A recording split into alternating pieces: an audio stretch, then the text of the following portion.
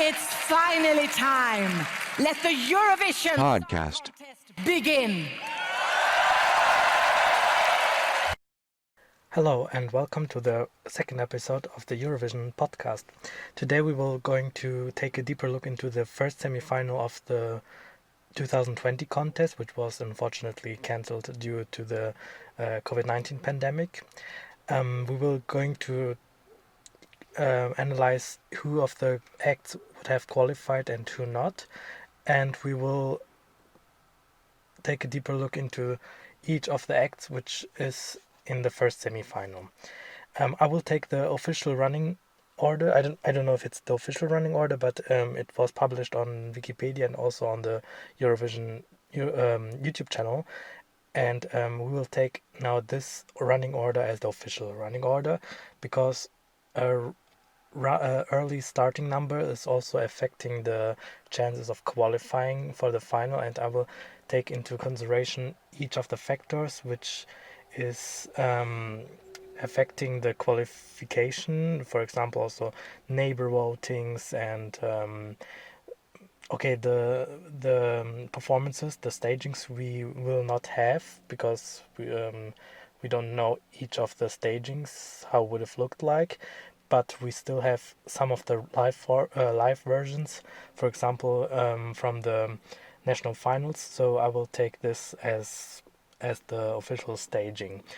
I will go like from the first until the last. There are 17 countries, and let's talk about each of the songs now. Okay, the first country in this list is Sweden. It's a surprise for me that Krista Björkman, who is the executive producer of the contest, I think, who put Sweden as first, because it is said that an early starting numbers lowers the chances of qualifying for the final, but he used them as the first act. So let's see how it looks like. So it is a group called the Mamas, who also were at the Tel Aviv contest last year, but they were like the backing singers of John Lundvik, and this year they won Melody Festival as a solo group, as a group on their own, but not as 4 members, because 1 member left, so there are 3. And I was a little bit surprised that they won the Melody Festival final. They were like in my top, but I was thinking that Dotter with Bulletproof would win, but she came in the end second, and I think it's also a great result for them. For me, the staging was a little bit too dark. They were having dark clothes, and the lighting was not so visible. So I wish they were like more like accents. Maybe they they should wear like golden dresses. I think it's the best, because then you will see more like of the gospel feeling. But if they have like black suits, you cannot see them very well on the stage, and so for me, I would have changed the clothes. But the performance was okay, because they were standing like in as 3. The American woman was in the middle, and then there were like the 2 power girls next to her. I think this was a good staging. Also, all their hand choreography, it was perfect. So I think I can understand now that Krista put them as first, because it's a good start, because it's a very uplifting song. The song is called Move, and it's very gospel feeling. You feel like you're in a church, and it gives you good mood. So congrats to Sweden, and each year they send very good songs. So next one is Belarus. It's the second position, which is considered as the least favorite position. A song never from won from the second position, so they will have very hard chances to qualify. The group Val, I think, yeah, Val, they won their national final with Davidna, which is also a song in Belarusian language, which I really like. We never heard, well, we heard from Navi band Belarusian, but now they have another song which is not English nor Russian, so it's very nice to hear Belarusian language, and also very good to hear that for a group. If we see what is happening in Belarus right now, it's very nice to see to hear Belarusian language in the contest. So I really appreciate that. I really liked their song because it was very modern, and also their the styling of the lead singer. She is very good. She's very beautiful with this hair thing, and I really liked about that. And I wish that they had more like a choreography with. They had like one dancer on the uh, at the staging, but he seemed a little bit off, and everyone was like, "Okay, who is this? What is he doing there?" So I wish that the staging would be changed, but I think they would change that for the contest. We don't have the staging. We don't know how it's looking like, but it's a nice song, but it's maybe not enough for qualification. Sorry, Belarus. I really like that you send a Belarusian language song, but having second position, okay, you have Russia in the first semi-final, but and Ukraine, okay, maybe, but I think it's not enough. Sorry. The third one is Australia with Montaigne, Don't Break Me. I think they chose the best song from their national final. It is the song who was for me like the clear favorite. The staging was a little bit off for me. I don't really understood what they wanted to show. It was like a clown, female clown, and she was dancing a little bit too much for me. But I think I saw on YouTube that how the real staging would have looked like, and I think they did it better. And all this clown makeup, she should get rid of it.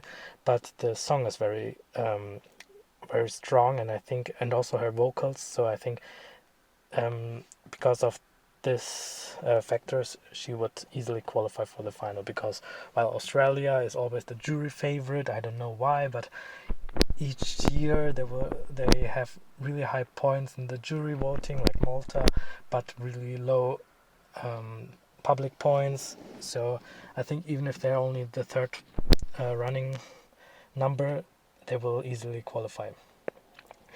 Next one is North Macedonia. So when Vasil was announced as the singer, I was really hyped about that, because I know him from last year. He was one of the backing singers of Tamara Todevska, and I really liked his music, and I was a little bit. I wanted to hear more about his music, and really liked some of his songs like Patovam, and I was really hyped about his song when they released a teaser, because it was very ethnic, and it was very nice to hear. But when I first heard it live, I mean the music video, I was a little bit, I don't know, disappointed, but I guess they wanted to show like a really good dancing performance, but it didn't work out really. The teaser was showing a lot of like ethnic sounds, but in the end it was like a tango pop number, which is not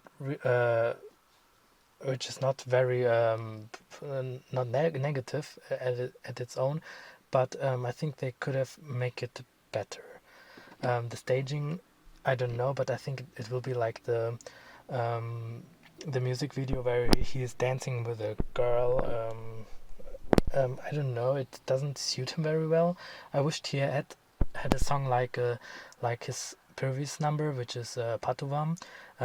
This kind of song is really helpful, but this song is not really it's not really good. I don't really like what he's showing us, but I think next year, I think it's confirmed, he will send us a very better song. So I'm very hyped about this. Next one is Slovenia with Ana Soklic and Voda. I think Voda is one of the most used song title names in the history of the contest, next to Shine. Um, she has a very nice voice. She wasn't my favorite in Emma, the national final, but her voice is very impressive. Like the chorus is very powerful. The verses are a little bit too long. Like it takes a while until she comes to the high notes. And if someone who doesn't speak Slovenian, he will have problems with that, because he still waits a lot to. Okay, when does it come the high note? I want to have the high note, and then she's only like talking, and I think this will kill her chances for the semi-final. But she's a very good artist, very nice song, and I think next year she will bring a better song, I hope. So the next one is The Roop on Fire. So Lithuania is the only Baltic country which had not won the contest. So this year they really had good chances to win the whole thing. And unfair for them that this year was cancelled, because I think the chances for a Lithuanian win was never so high like today, like this year, and I'm very sad about the fact that it was cancelled, because I would appreciate a Lithuanian win, because they really deserve this year. They're also one of my favorites. Not my favorite. We will come to this later, but they're really strong this year, and the performance is very nice. It's very artsy, very how to say, like experimental, and I really kind of like this kind of music. If it's not like the standard thing, but a little bit off of that. So I really wish they had won this year, but I hope next year they will come back and send us a song like this, and we will. But I heard that they want to keep their national final, so probably we won't hear them again. I don't know. I hope they will at least get a spot in the new national final. So the next one is Ireland with Leslie Roy. It's a very 2000s pop song, like Katy Perry, Kelly Clarkson, all those American pop artists. I think she's also Irish American, or American with Irish ancestry.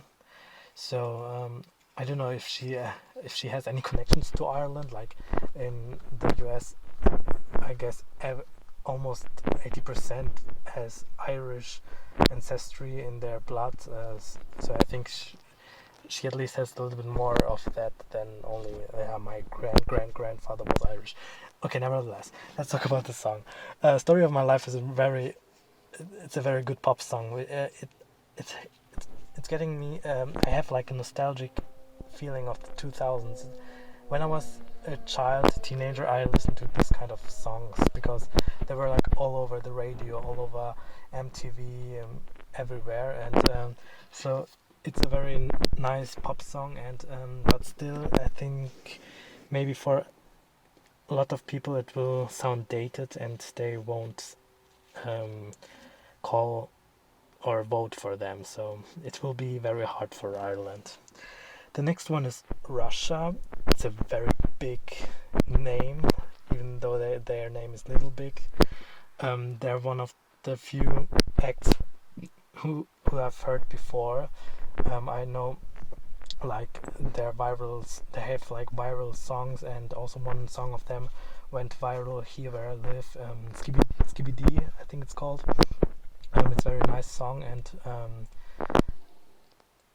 and they have, well, they're not this song that much, but their Eurovision song Uno. It's a very good song, because it gives me some kind of gimmicky, but a good gimmicky vibe. Like for example, Verka Serduchka, or each of some of those acts, because they're, yes, of course they're gimmicky, but it's a good thing. It's not a they're also trying to go on this kind of yeah, let's send some weird stuff to Eurovision. Yes, it's weird, but it's a good weird. I think they will easily go to the final because they have such a big fans on internet and everything. So I guess they will come easily to the final. And next year, I hope they will come back and they will show us some good stuff again. Next one is Belgium. So Belgium is represented by Hooverphonic, which is also a very, very good big name. I heard also of them before, not maybe of their name, but some of their songs were really big in my opinion. They were very big chart hits throughout Europe. So when they were asked to be represented for Belgium, I was also a little bit hyped because I heard some of their songs and I was like, okay, it's a very nice song, and I really want to hear more about that. When they released their song, which is ironically called "Release Me," I was also very, very happy about that at first, because it has like a James Bond vibe. But the more I listen to it, the more boring it gets. So I think they will have hard times to qualify, and well, it's very quality, but well, it's a little bit boring for most of the people. Not everyone appreciates this kind of music. I appreciate it. I like those quality acts, but I think the majority will find it very boring. So they will have problems, I guess. Next one is Malta. Okay, I was rooting for Destiny since she went to X Factor Malta, and when she won, I was like, yes, this. Since she won Junior Eurovision in 2015, I could not wait that she will try it in the future for Malta in an adult contest, and luckily she won their show in Malta. So I was really hyped about her, and I could not wait to hear her song. And I also heard that Borislav Milanov will give her a song, and then I was like, okay, this will be very big. And if you have high expectations, you will fall deep. So when I heard All of My Life, I was very like disappointed. It's not a bad song, but I maybe I was too hyped about that. And if you have high expectations, you want to have like a bombastic song. But when I heard it, it's okay, but yeah, it's a pop song. Borislav Milanov always sends good songs each year, and every song is not like the standard pop song, but one of them is like a little bit dark, whispery. The other one is like a club song, Bendolic, or you will have a banger like Poliganova. But this one is just, it sounds so Swedish to me. It could be a Thomas Gesson song. So sorry about Malta. I think she would have qualified because she has a good song, and she will. She has a good voice, and she will put a lot of money into her staging. But sorry, it's not very my cup of tea. The next one is Da Mirkeggio di Livietre, and I really love the song. I don't know why. I know it sounds dated, or it sounds like from the 90s, like Croatia from the 90s, but I really like his voice. He has such a good voice, and this high note, I'm like, wow, this is so good. The backing singers, it's a very nice. They don't have really a staging. They only have like the backing singers, so it's very 90s. Like you have the main singer in the middle of the stage, and then you have in the background like your female background singers. But this one really works. Like there's this wall of female voices. This is so amazing for me. But I think he will have troubles to qualify. there's not really much other ex-Yugoslavia countries. They have Macedonia, but Croatia, Macedonia is not really that kind of big connection between them, and I think it's the only. Okay, they have Slovenia, so maybe they will get a lot points from them, but still, I think it will not reach for the final. The next one is Azerbaijan, and at first when I listened to it, I was like, wow, what's that? I really like the ethnic sound to it. The first 10 seconds, I was like, oh my god, this will be a good song. Then there was like this Buddhistic chanting, which is it's okay because there's like whoa, it's a moment like whoa, what's that? But I kind of I don't like to hear it a lot because it sounds a little bit strange for me. But I like the ethnic sound of it, and I hope that they will keep like this Arabic sound through the whole song. But yeah, it's a little bit too much. I know what they wanted to do with this, but it was a little bit over the top for me. Sorry, like this Azerbaijani chanting, like those throat singing, then the Arabic beats, and then the Japanese Buddhistic, I don't know, chant in the middle. No, I think I know what I wanted to try, and I really like those kind of songs, but it was a little bit too much. But still, they will really deliver with their staging. I think it will be very hard, very difficult to follow each of the dancers, I guess, and also about thing which is happening in the background. So, but I think it will be amazing. So clear favorite for qualification. Next one is Cyprus. Cyprus in the last years had very good songs. Like they almost won 2018. They were one of the favorites in 2019. So everyone had like big expectations about Sandro. I don't really like that they picked him because he doesn't have anything. Okay, Eleni Ferreira doesn't have anything to do with Cyprus, but at least she's Greek, although she's like Albanian born, but she lives in Greece, so she kind of have a connection to Greece, and she's in the same record studio who is responsible for Cypriot's entry since 2018. I don't remember the name. Monkey Records? No, I don't remember, but they are responsible for the songs. So I was. And Eleni Ferreira was on my bucket list for a long time. So I was also happy if she won in 2018, but Netta's also a good choice.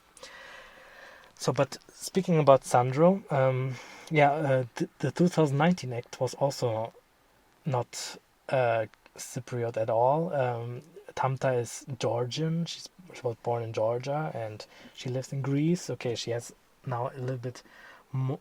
Also a little bit more connections to Greece, but also no connection to Cyprus.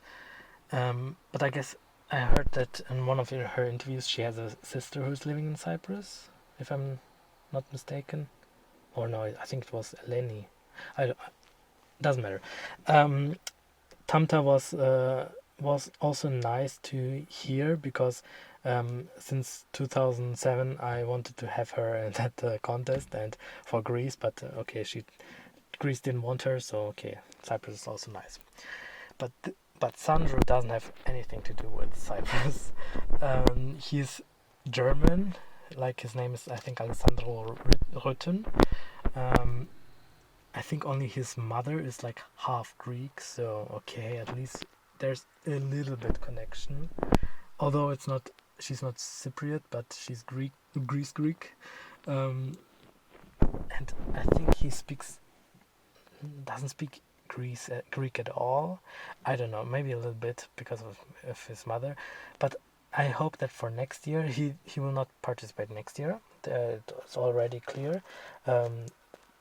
he will. I hope that they will send a Cypriot artist next year. His song is also very disappointed. I was very disappointed about this. He has a very nice song. His audition in The Voice of Germany was amazing. He's looking good. I think everything is like okay, check, check, check, check. But this song is a no for me. It's a big, big no for me. It's too like the quality is very cheap. The video was very cheap made. I could do this in my garage. It's not very. They put not any budget, any effort into this. So I hope next year they will send again very big. They like a Cypriot act or at least a Greek act. I want to have like a little bit more connected to the island. So the next one is Ulrike with Attention. So this one is one of my favorites. I really love her. She's such a sweetheart. I love her interviews. I like her voice. She has, for me, the best female voice this year. The song is also her facial expressions are everything. I think she is like a musical actor. If not, she should go. The high note is like everything for me. Every time I get goosebumps when I hear her singing. So for me, she would have been quite high in the odds, but not everyone is thinking like me. So probably she will have problems to qualify. But for me, she's a clear favorite. I really like her. Last year, Kano or they won the public vote. So for this year, they should also have this kind of success. But I heard that next year she will not participate, which is very, very hard for me because she should go. At least they should grant her a spot in the final or in the Melody Grand Prix. But I have problems with that. This year their national final was very good. Like they had this I don't remember, Rayleigh, I think, with Wild was a good song. This kind of Billie Eilish song was also very nice. Something with Take Me to Mars or something like this was also very nice. So congrats to Norway. Next one is Israel with Eden Alain. She's also such a sweetheart. I really like her. Her smile is very infectious. There's songs in the national final. The four of them, they were like each of them could have been a success for them. And they chose Fekir Libi, which is also my favorite because it has everything. It's not like Azerbaijan, which they put like, okay, we need ethnic, we need some wow factor like this chanting, then we need staging, everything. They also the songwriter who is Dora Medali, I think he's one of he's my favorite songwriter. I think he knows Eurovision. He also wrote Netta Toy, and I guess he understands what kind of recipes, what kind of ingredients a song needs for Eurovision. So each of his songs, maybe Hovi Star's song is not, but still. Also, when I heard like the revamp version, it was okay. The first version was not like nah, but the revamp version was very nice. So congrats to him, and also Golden Boy. Usually I don't like those kind of trashy songs. I don't want to call it trash, but I guess you understand it. But the song is like one of my favorites.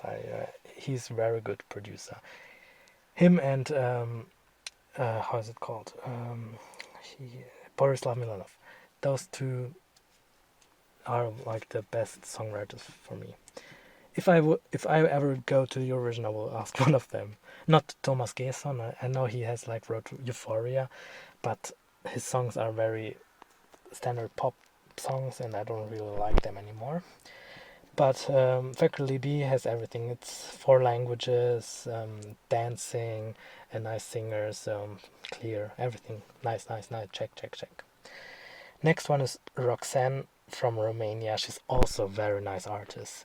A little bit Billie Eilish, like a little bit melancholic songs, and um, also her national final is very nice. There were 4 songs, and every song was amazing. My favorite was the Spanish song, Spanish kind of song. I don't remember, Rakata, I think. This was like my favorite, but Alcohol You is also good, and I think she will easily go to the final. Next one is Ukraine. Okay, poor Ukraine. Last year you had one of the best songs, and then there were like this thing with her contract, and Maruf should go to Eurovision one day. I want her. She needs to go. If she doesn't go in the next 5 years, I will invade Ukraine and I will I will send her. Um, so this year again they could not go to Eurovision. Poor Ukraine. Their song is very interesting. Solovey by Goa. Um, it's experimental, and I kind of like these songs, but I guess this Eastern European sound will not affect every ear. So they will have problems, but they're like the last act, so it will stay in their minds and they will vote for them. So they will go easily to the final. Yeah, this one, speaking of final, this one is the last song, and now I will tell you about who, in my for my taste, or no, not for my taste, but who I think would qualify for the final if I had if I could make my personal grand final, which of the acts would put into the final, who is deserving to go through. So for me, and who I think who will go due to the voting, not the jury voting but the televoting, is Azerbaijan with Effendi. She will easily go. She will have so much votes from the public. The juries kind of will ignore this, but I think the televote is enough to go to the final. Then Russia again. It's Russia. It's a big country. They have their neighbors in it. There's Belarus. There's Ukraine. There's who else?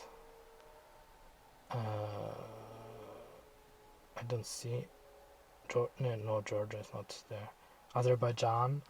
They will have enough votes, and they're very famous in Europe, and especially in Eastern Europe. And I guess they will be number one. I guess so. Easy win.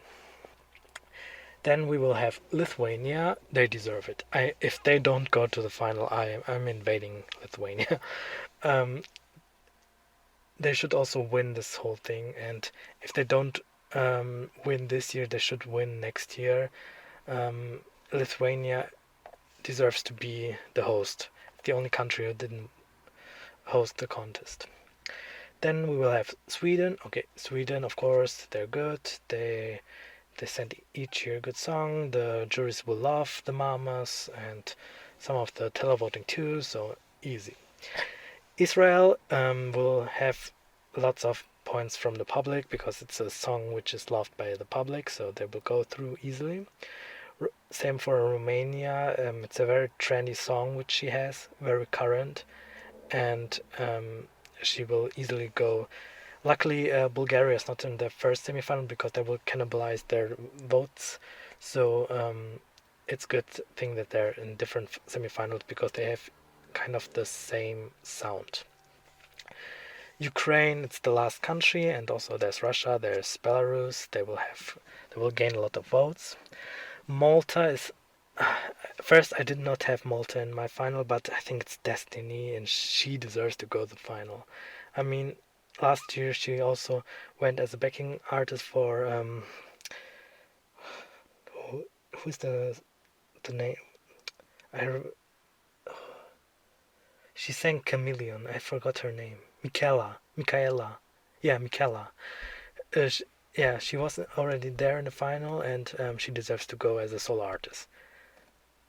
And then we have Australia. It's also like, it could be like the 10th spot, but she will go through. And my last act is Norway. I think she deserves to go to the final this year. She has a nice song, she has a good stage personality, and I really like her personality in interviews, and she's a very nice artist. So this was my 10 qualifying acts and the first semi-final. In the next episode I will talk about the second final, and I will also do it the same way like today. I will go and tell about each of the acts, and I will tell you who in my thoughts will qualify to the next final. So we will see each other in the second episode, in the third episode, and goodbye.